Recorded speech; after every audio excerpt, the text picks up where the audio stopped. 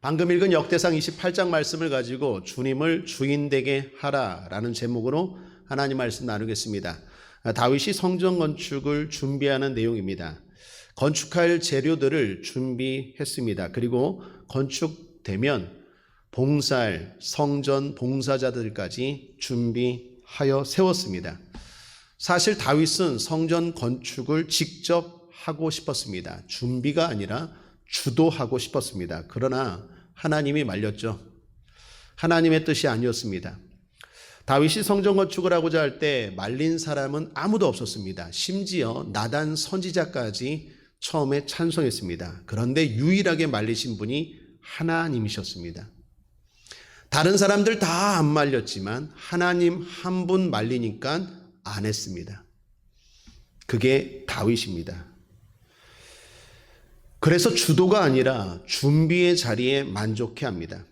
다윗 입장에서는요, 하나님이 말리신 이유가 마음에 안 들 수 있었습니다. 하나님이 다윗이 성전 건축을 하고자 할 때 말리면서 하신 이유가 뭡니까? 3절을 보시면 오직 하나님이 내게 이르시되 너는 군인이라 피를 흘렸으니 내 이름을 위하여 전을 건축하지 못하리라 하셨느니라. 다윗은 군인이었습니다. 그것이 성전 건축을 하지 못하는 이유다라고 하나님이 이유까지 말씀하셨습니다. 그런데 다윗 입장에서는 억울할 수 있을 거예요. 여러분, 그가 군인이어서 피를 흘린 이유가 나라를 위해서 싸운 거 아닙니까? 하나님의 백성들을 위해서 싸웠고 하나님을 위해서 싸운 거 아닙니까?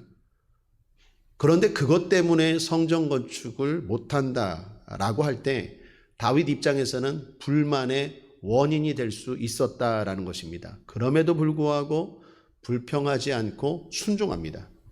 다윗의 위대함이죠. 또한 하나님은 성전을 건축할 아들도 정해주셨습니다.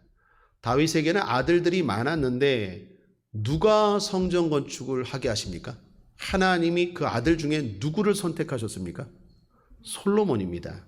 5절, 6절 보시면 여호와께서 내게 여러 아들을 주시고 그 모든 아들 중에서 내 아들 솔로몬을 택하사 여호와의 나라 위에 앉혀 이스라엘을 다스리게 하려 하실세 내게 이르시기를 내 아들 솔로몬 그가 내 전을 건축하고.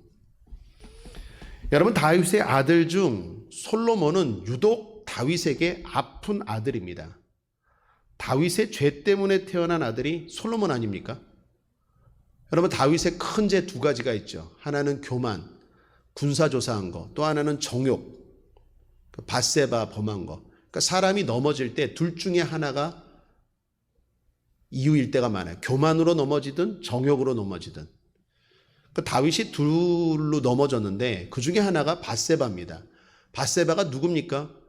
자신의 부하였던 우리아의 아내였어요. 그러니까 아내를 빼앗아서 그 아내와 동침해서 낳은 아들이 솔로몬이에요.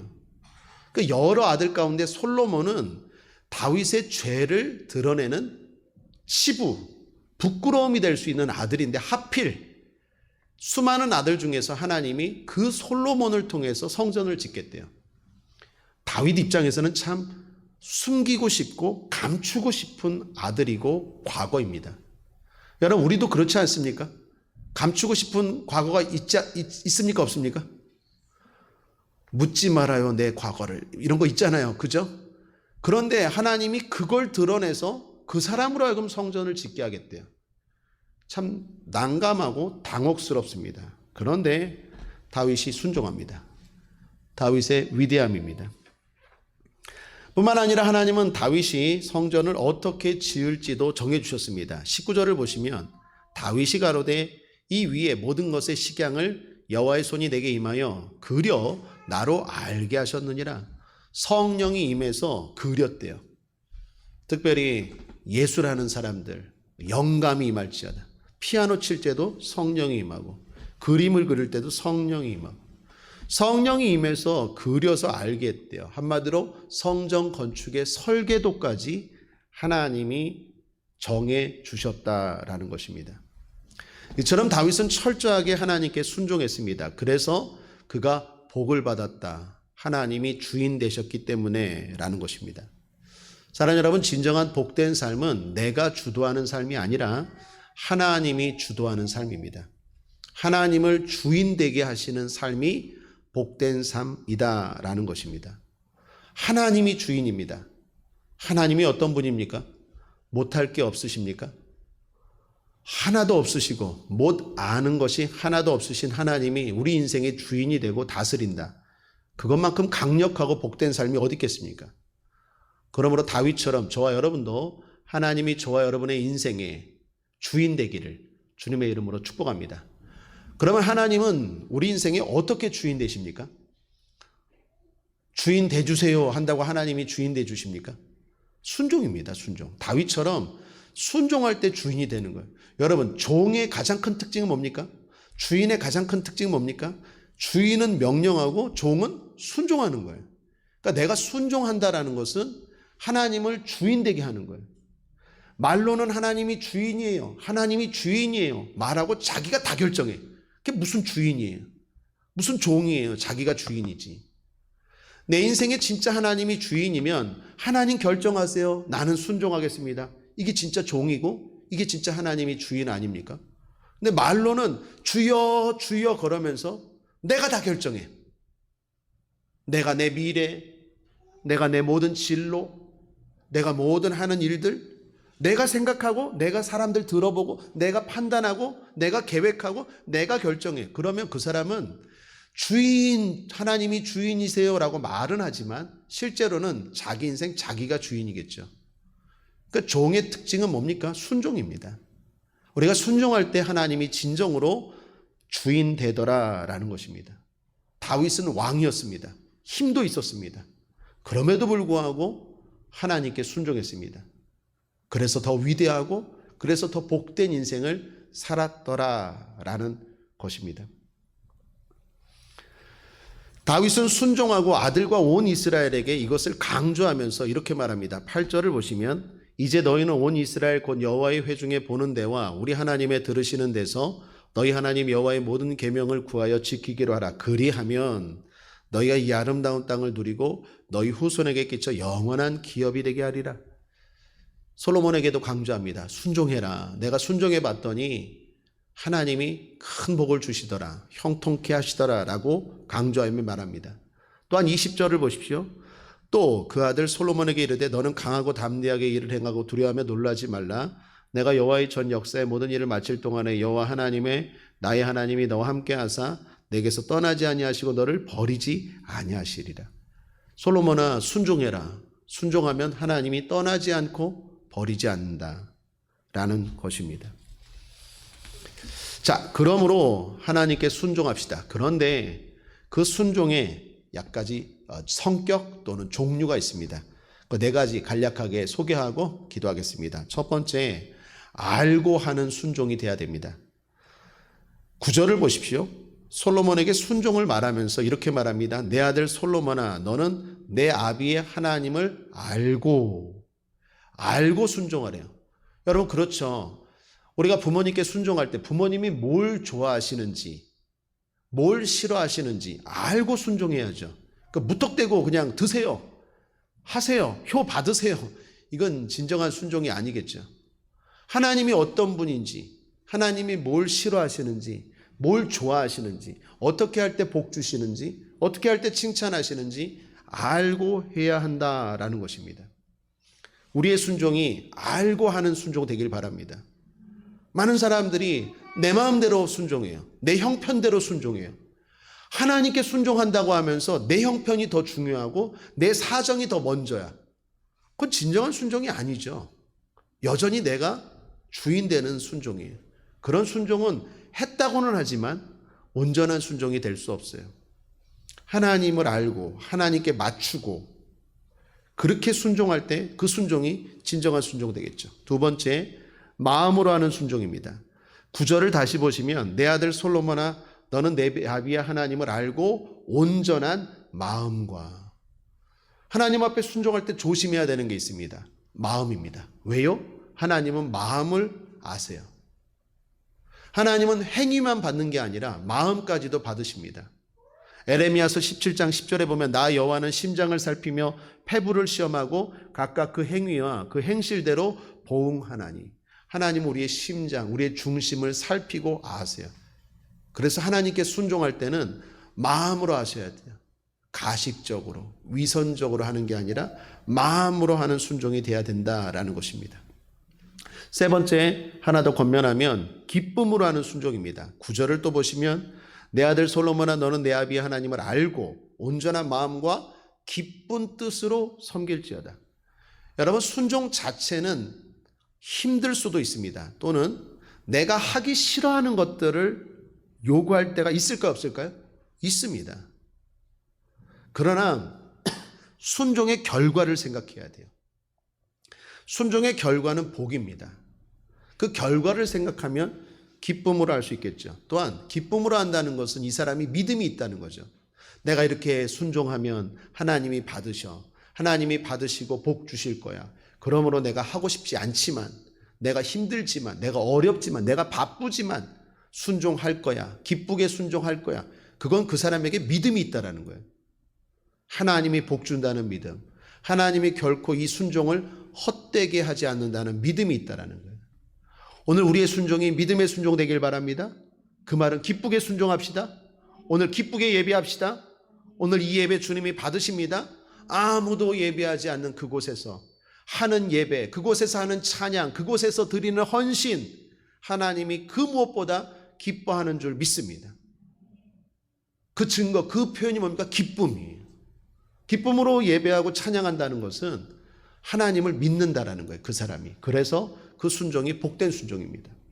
마지막 하나 더, 담대함으로 하셔야 됩니다. 20절 끝으로 함께 읽죠. 시작. 또 그 아들 솔로몬에게 이르되 너는 강하고 담대하게 이 일을 행하고 두려워 말며 놀라지 말라. 내가 여호와의 전 역사에 모든 일을 마칠 동안에 여호와 하나님 나의 하나님이 너와 함께 하사 내게서 떠나지 아니하시고 너를 버리지 아니하시리라.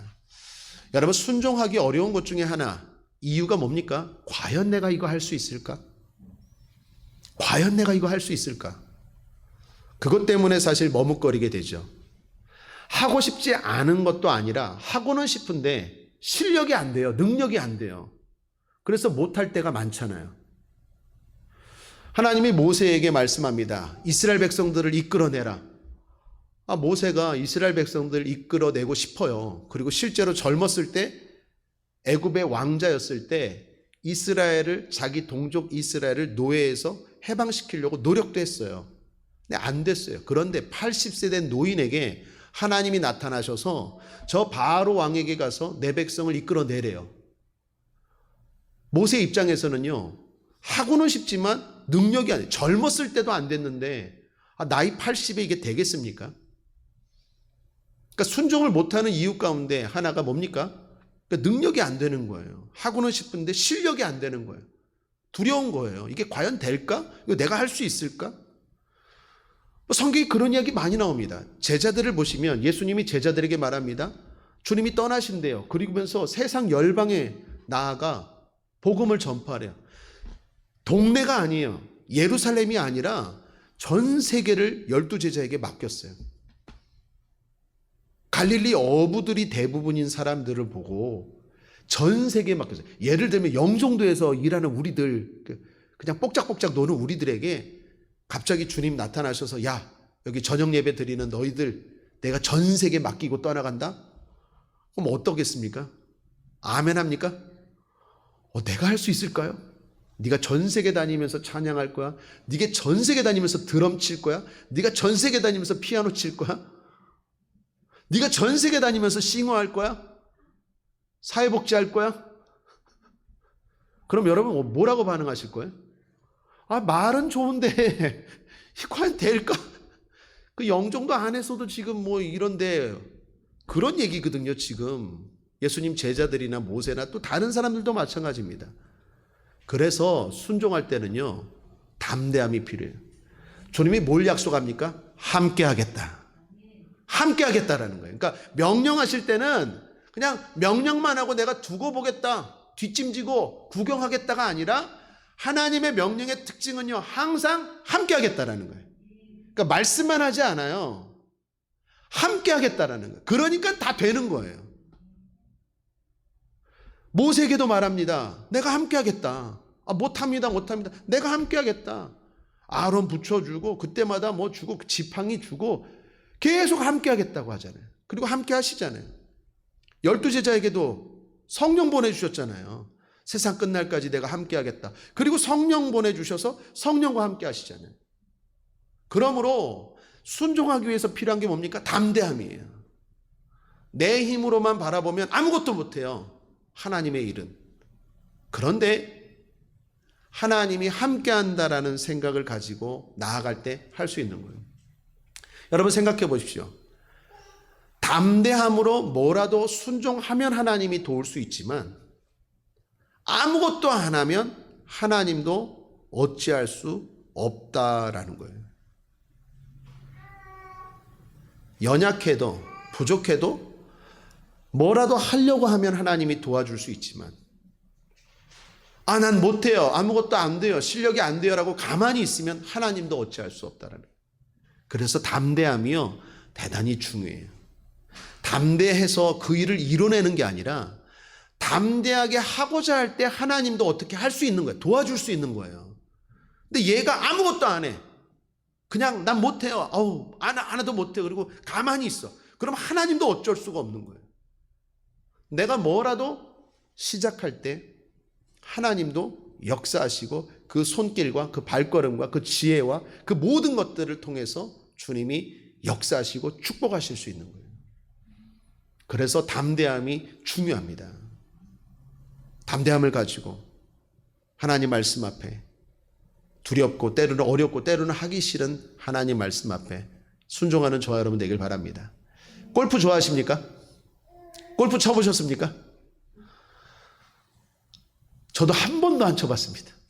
골프 채도 잡아준 적이 없습니다. 골프 연습장도 가본 적이 없습니다. 그래서 골프에 대해서 잘 모릅니다. 타이거 우즈 정도만 알고 최경주 박세리 그런 정도만 알지 골프 잘 모르는데 글로 골프에 대해서 안 사실이 하나 있습니다. 여러분 골프 경기에 심판이 있을까요? 없을까요? 여러분도 골프 안 치시는구나. 골프 경기에는요 심판이 없대요.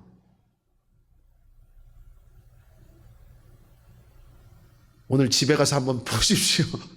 골프 경기장 그 필드에 심판이 없어요.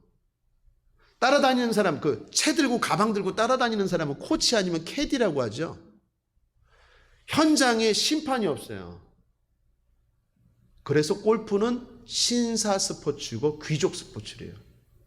자기 양심에 맡기고 하는 게 골프래요.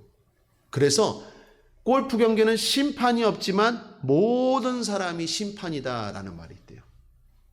멋지지 않습니까? 은혜가 되지 않습니까? 하나님 보이지 않아요. 이 세상의 심판자 되시는 하나님 보이지 않지만 하나님이 계심을 알고 정직하게 그 하나님 앞에 순종하고 살아가는 그 사람, 하나님이 주인 되어 주셔서 복된 인생 살게 될 줄 믿습니다. 저와 여러분이 그렇게 살기를 주님의 이름으로 축원합니다. 기도하겠습니다. 하나님 아버지, 오늘도 보이지 않지만 분명히 살아계셔서 오늘 이 자리에 함께 하시는 줄 믿습니다. 우리 예배를 기뻐 받으시는 줄 믿습니다. 우리 인생에 순종하며 나아가는 하나님의 자녀들, 주님 주인 되어 주셔서 저 인생들마다 복된 인생, 강한 인생, 승리하는 인생, 전진하는 인생 되게 하여 주시옵소서. 감사드리며 예수님의 이름으로 축복하고 기도했습니다. 아멘.